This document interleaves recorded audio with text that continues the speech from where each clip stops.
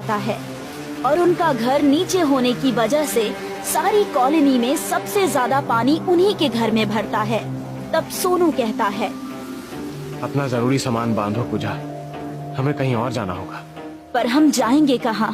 पूरी कॉलोनी में तो पानी भरा है और ले दे के ये झोपड़ी ही तो थी हमारे पास।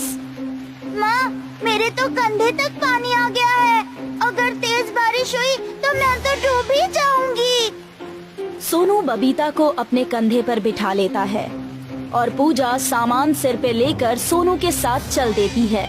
वो तीनों पानी में भीगते हुए निकलते हैं। उन्हें कहीं ऐसी कोई जगह नजर नहीं आती जहाँ पर वो अपना सर छुपा सके। तभी उन्हें एक व्यक्ति मिलता है। अरे, इतने पानी में इस छोटी सी लड़की को लेकर तुम कहाँ जा रहे हो? पता है ना, पूरे शहर में पानी भरा हुआ है और अभी कब तक ये पानी बरसेगा कुछ नहीं पता। साहब, मैं बहुत गरीब इंसान, मेरा घर पानी में डूब गया है और मेरे पास कोई और जगह भी नहीं है, इसलिए इस बच्ची को लेकर इधर उधर घूम रहा हूँ कि कहीं कोई ठिकाना मिल जाए। अरे, ये तो बड़ी परेशानी है तुम्हारे लिए। चलो, इस छोटी सी बच्ची के लिए मैं तुम्हें एक रास्ता दिखाता हूँ। इधर एक बहुत पुरानी मेट्रो खड़ी हुई है जो किसी भी काम की नहीं है। क्यों ना तुम वहीं पर रह लो?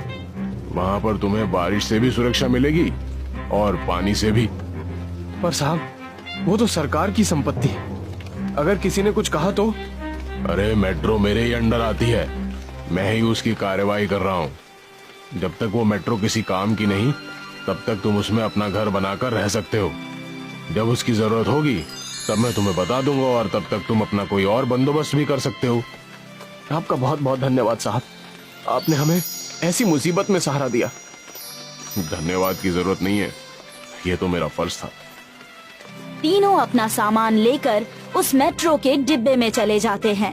वहाँ जाकर बबीता को बहुत अच्छा लगता है। आपने आज तक मुझे मेट्रो में कभी सैर नहीं कराई, पर आज मेट्रो ही हमारा घर बन गया। पिताजी, ये तो पुराने घर से भी बहुत अच्छा है। देखो, यहाँ पर तो सोने के लिए बिस्तर भी है और पलंग भी और हवादार दरवाजे भी।